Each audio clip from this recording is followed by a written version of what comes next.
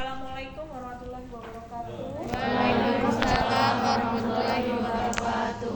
Seperti kesepakatan kita dari awal, ya, bahwa di maternitas ini semua pertabuhan kita anggap sebagai ilmu, sehingga kita meminimalisasi victim, bukan hanya di kalangan perempuan, tetapi tidak menutup kemungkinan itu terjadi di laki-laki, mau yang sudah menikah ataupun belum. Ya, angka kejadiannya cukup tinggi. Emang kenapa? Nggak mau? Saya Bu. Ya.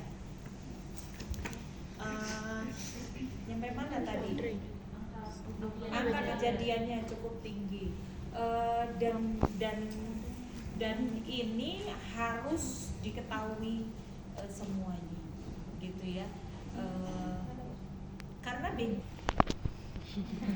posisi sadari ini bisa dilakukan dengan posisi berdiri, dengan salah satu misalnya kalau kita meriksa bagian kanan, maka tangan kanan yang ada di sini, ya, boleh dengan sambil berdiri di depan kaca, atau sambil duduk, atau sambil tiduran, gitu, ya.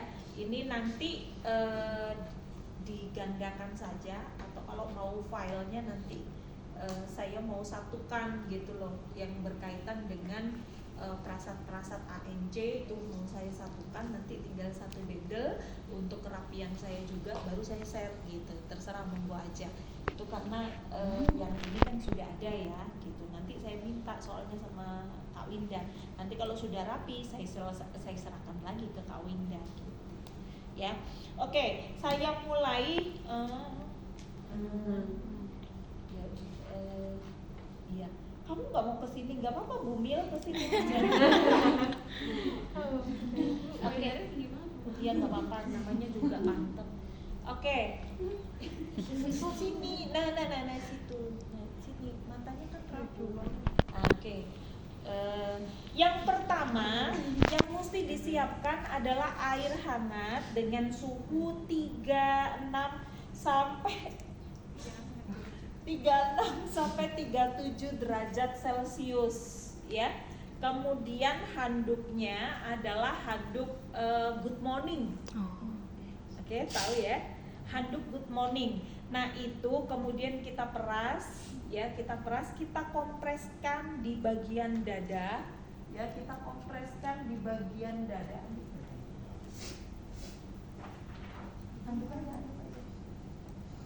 Nah, dengan posisi ini melorot terus. Iya, makanya saya suka minta yang diikat di badan saya jadinya. Nah, ini diposisikan seperti ini. Oke, ya. Sebelumnya cuci tangan dan pakai handscoon. Cuci tangan, pakai handscoon, ya. Jaga privasi. Kemudian persiapan alatnya adalah handuk, baskom berisi air hangat 36 sampai 37 derajat Celcius. Kemudian baby oil. Dengan baby oil. Bu, boleh nggak diganti dengan minyak zaitun? Boleh, ya. Bu, boleh nggak kalau misalnya saya menggunakan minyak kelapa asli, virgin coconut? Boleh. Apalagi yang sejenisnya? Zaitun boleh. Tadi sudah zaitun boleh, ya. Hah? Minyak telon boleh kalau terpaksa tidak ada, jadinya wangi bayi. Oke, yang pertama terus kemudian kita jelaskan ke pasien, atau kalau dilakukan sendiri kita ajarkan terlebih dahulu, baru kita anjurkan remaja tersebut atau ibu tersebut untuk memeriksa mandiri. Kalau perempuan mungkin kita bisa, ya, ini kalau perawat laki-laki nih. Kalau perempuan kita bisa melepasnya. Kalau perawat perempuan kita bisa menemani untuk memastikan bahwa dia benar melakukannya, ya. Kalau kita pasiennya laki-laki, boleh kita temani. Kalau perawatnya perempuan. Tetapi kalau perawatnya laki-laki, nah itu kita harus benar mengajarkan. Oke ya. Terus kemudian kita ambil handuknya, kemudian kita kompres seperti ini selama 2 menit. Ya. Selama 2 menit dan diulang kurang lebih 4 sampai 5 kali. Fungsinya adalah untuk melancarkan peredaran darah di sekitar payudara. Sehingga kalau memang dia ini bukan mengarah ke seamamai, maka dia akan melembek dan mengecil. Gitu. Oke? Jadi selama berapa menit? 2 menit. Bisa diulang sampai 4 sampai 5. Setelah selesai dikompres, kemudian kita Melurin. menggunakan pelumas secukupnya, ya, menggunakan baby oil secukupnya, ya. Kemudian kita yang pertama adalah bagian nipple. Oh, kamu perawatan payudara ya? Memang payudara ya? Saya jelasinnya sadari loh. Itu saya, itu tulisan saya, itu kan ada tulisannya. Ini wat payudara, yang sadari yang itu, Neng. Iya. Nah.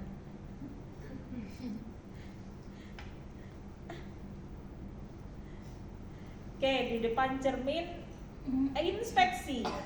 Inspeksi seperti ini. Ya, inspeksi seperti ini. Kita lihat. Karena ini ketarik ke atas ya, karena ketarik ke atas, maka nanti kalau ada benjolan seperti teman-teman lihat tangan saya, akan kelihatan ya bagian mana yang mengalami abnormal atau ketidaksimetrisan. Mohon maaf, mungkin kalau laki-laki antara payudara kanan dan kiri sama. Tapi kalau perempuan biasanya yang lebih besar adalah sebelah kiri. Ya, yang lebih kecil ada di sebelah kanan. Terus kemudian Bu, bagaimana kalau misalnya labu dari payudaranya ini tidak ada? Yang ada hanya bagian areola. Ini areola ya. Ini bagian areola. Dan ini bagian puting. Nah, untuk beberapa remaja perempuan memang ada yang seperti itu. Tapi ketika kita mengangkat tangan ke atas, itu akan terlihat ya abnormal atau asimetris dari kedua payudara. Terus kemudian tangan diletakkan di pinggang seperti ini, dadanya agak membusung ke depan. Nah, ini juga mengidentifikasi secara inspeksi untuk mendeteksi. Nah, ini benjolannya ya, ya. Kemudian, nah ini benjolan. Ya ini bukan karena saya belewet gitu ya. Tuh, ini benjolannya. Ya nanti dirasakan aja ya. Ini benjolannya, ini benjolannya. Oke. Kemudian, iya pantum yang satunya. Yang sebelah kiri.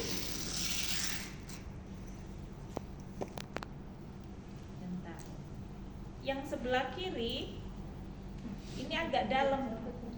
Nah, nanti inspeksi pada saat kedua tangan kita di pinggang seperti ini kan akan narik ke atas ya payudaranya. Mohon maaf ya. Ini akan narik ke atas tuh. Ya, ini akan narik ke atas sehingga benjolan yang ada di sini di sebelah kiri itu akan kelihatan. Oke. Terus kemudian tindakan yang ketiga adalah tekan payudara dari atas ke bawah, ya, seperti pada gambar. Oke. Yang pertama, ya, salah satu, misalnya seperti ini, ya, seperti ini, kita urut.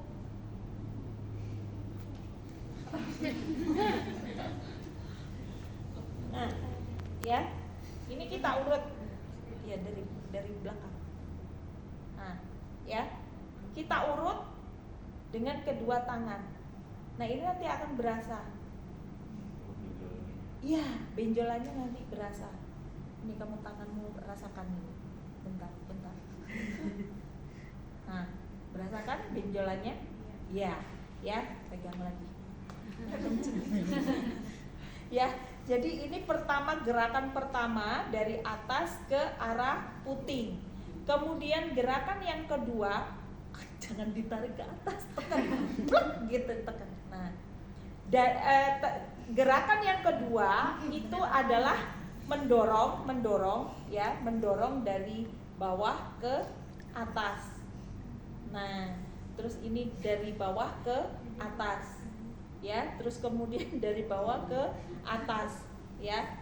Nah, tapi yang paling banyak benjolan itu ada di sini. Nanti akan berasa. Oke, sudah. Jadi dari atas ke bawah, kemudian dari bawah ke atas. Kemudian ini dilakukan sama kanan kiri, ya.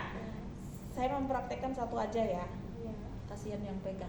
Kemudian gerakan yang keempat adalah tekan payudara secara melingkar, ya, seperti pada gambar, dan arahnya searah jarum jam. Searah jarum jam. Ini dari luar ke dalam. Jadi kita mulai dari sini, ya, dari sini. Kemudian kita, iya, karena kan ini pantun ya. Nah, ini ada benjolan lagi tuh, ya. Terus kemudian sampai ke puting, ya, sampai ke areolanya sini. Karena biasanya di areolanya sini, kalau untuk kategori yang lumayan banyak, dia ada muncul lagi, gitu, ya. Nah, kemudian kita gambar, ini kan 12, ini 9, ini 3, ini 6. Ada di mana saja benjolan tersebut, gitu ya. Ini gerakan yang keempat, dari luar, kalau kurang licin, ya.